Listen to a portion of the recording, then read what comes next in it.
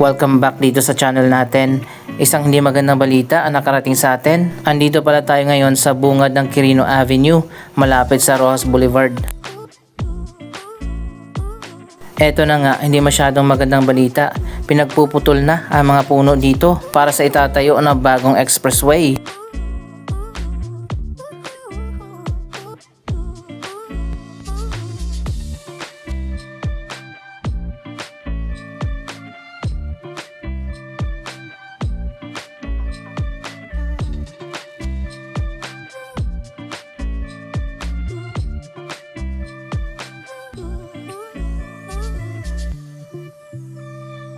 Ayan, makikita nyo naman, sobrang liwanag na dito, nawala na yung mga puno.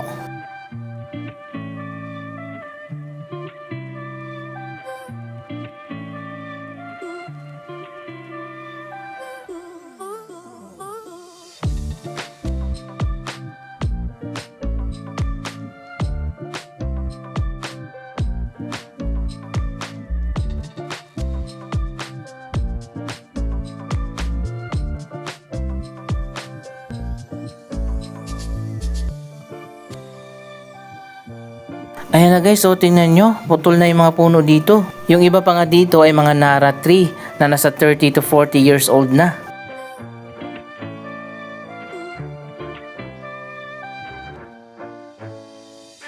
Sino nga ba ang may gawa nito? Ang Southern Access Link Expressway. Ayan, makikita naman natin ang notice to the public. Ito ang permit na ibinigay ng DENR para sa tree cutting at earth pulling activities.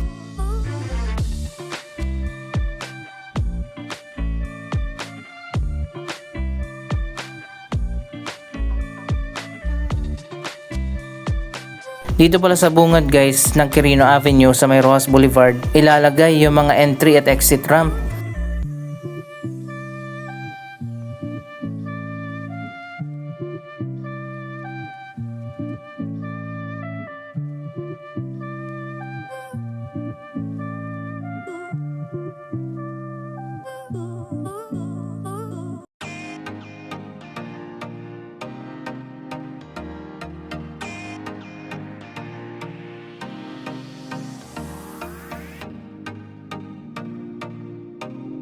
Ang Southern Access Link Expressway o SALEX ay proyekto ng San Miguel Corporation. Mula dito, iko-connect din yan doon sa Skyway. Dito pala yung exit ramp sa may service road katabi ng Roxas Boulevard.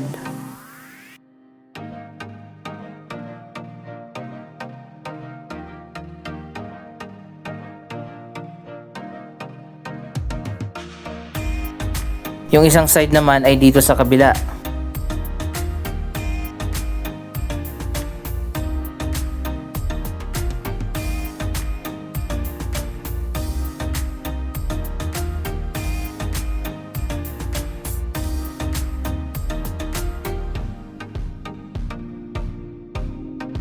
May mga puno pa dito kasi nga ongoing pa ang ginagawa na tree cutting.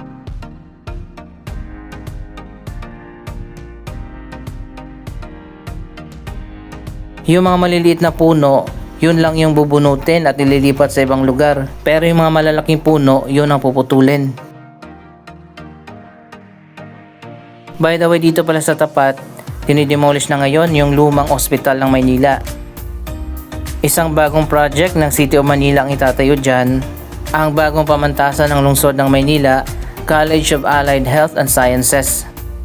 Sarado na yung lumang ospital ng Maynila dahil nandito na sa kabila yung bagong ospital ng Maynila na ipinatayo ni Mayor Isko Moreno.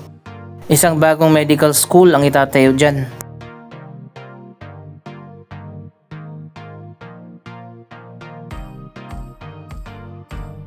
Anyway, balik tayo. A total of 617 na mga puno ang pinayagan ng DENR na putulin dito sa Quirino Highway.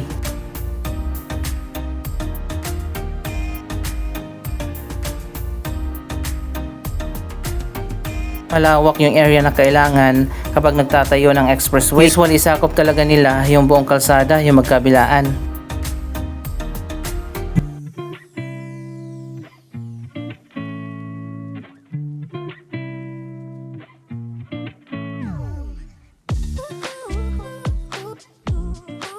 Ayan, ang dami pa dito. Nasa more than 300 na ang naputol na puno.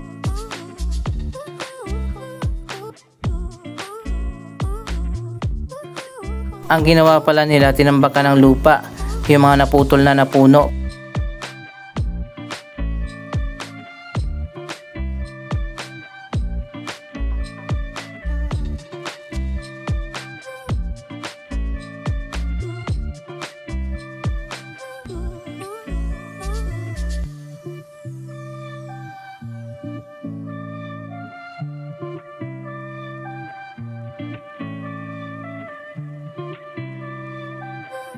Pati dito sa may Center Island, ayun, kitang-kita nyo naman, sobrang liwanag na. Wala na yung mga puno at mga halaman. Ayun, nandito na tayo sa tapat ng Manila Zoo.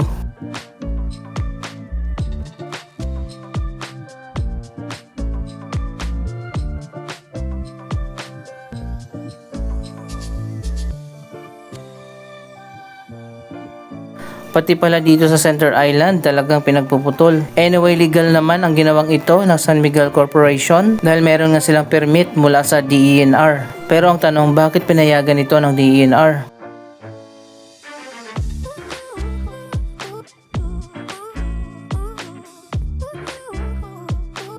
Pinayagan ng DENR na magputol ng 600 na puno kapalit ng 50,000 plus na seedling na itatanim ng San Miguel Corporation.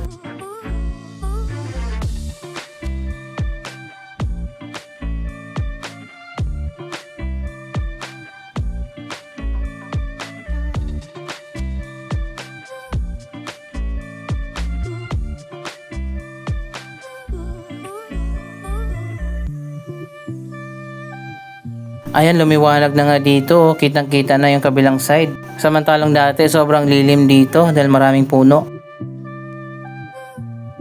Ayan, dito sobrang dami na yung buong hilera na to. Nasa tapat pa naman ito ng Bureau of Plant Industry.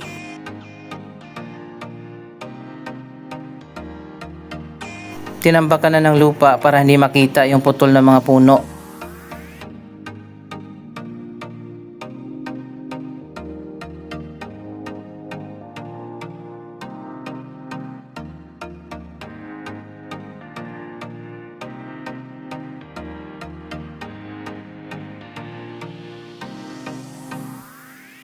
Mahaba pa itong Quirino Avenue, diretso pa yan hanggang dun sa kabila.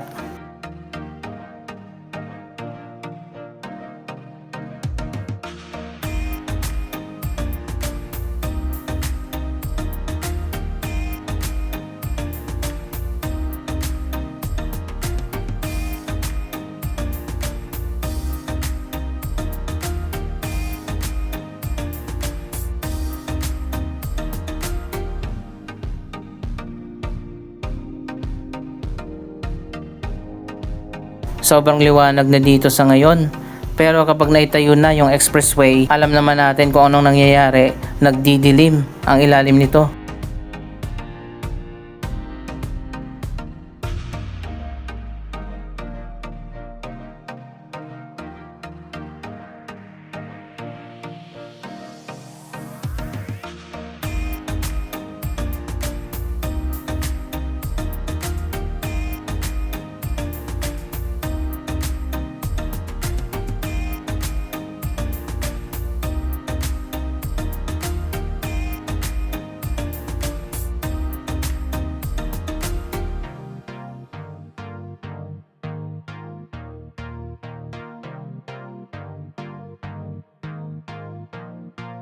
Ang Salex Expressway na itatayo na nga dito sa may Quirino Avenue. Iko-connect yan dyan sa may Skyway. At hindi lang yan dito sa may Quirino, pati pala doon sa may Hilpuyat, Pasay, Buendia area. Magtatayo din ng expressway na didiretso din papunta ng Ross Boulevard.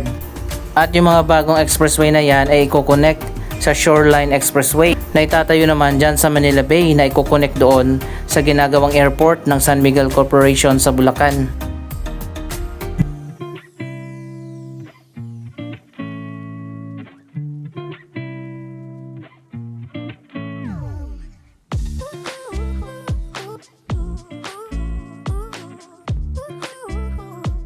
Yung mga natirang puno dito, puputulin pa yan dahil ongoing pa nga yung tree cutting. Sana naman itaas nila yung expressway para hindi masyadong magdilim.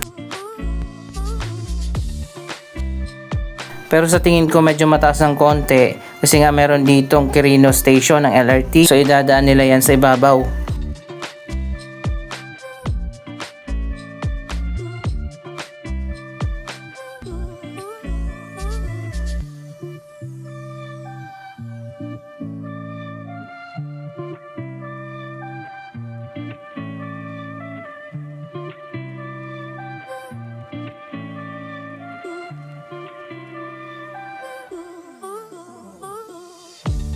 Ayan, nakatawid na tayo dito sa kabila. Ganun din pala dito, pati yung mga puno dyan sa Center Island wala na.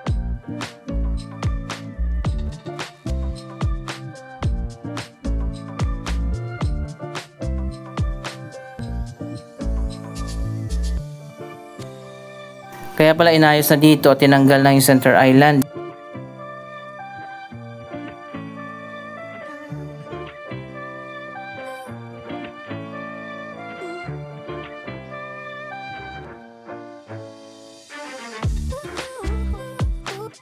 Ayan guys, doon siguro yan i-connect. Mayroon ng ramp dyan.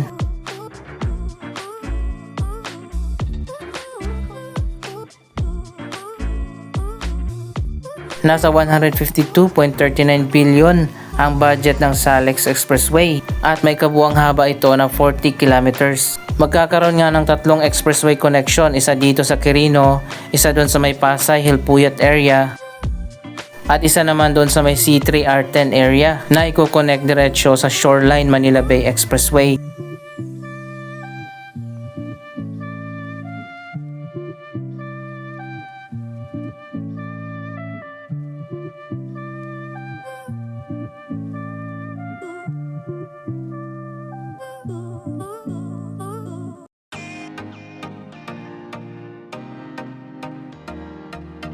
So ayun guys, ito na ngayon yung Center Island, wala na.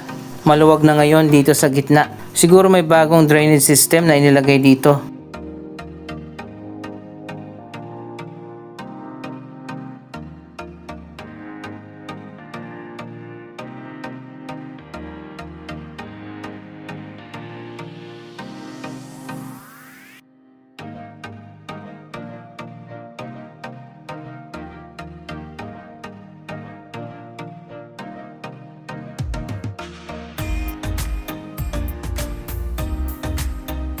So ito na nga, tuloy na ang Salex Expressway. Mukhang isusunod na rin ang isa pang project ng San Miguel Corporation, ang Pasig River Expressway.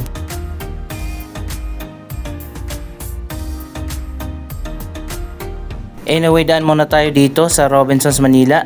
Tapos na palang ginawang renovation.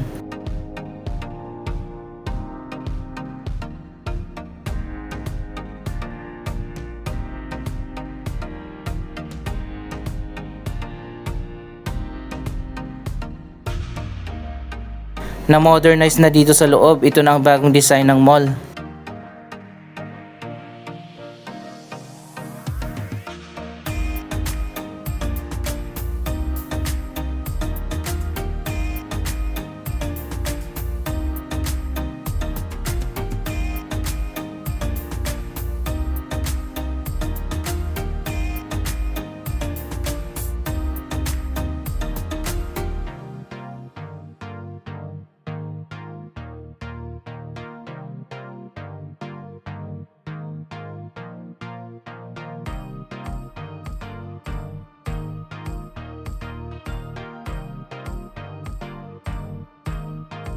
Wow, sobrang ganda na pala dito.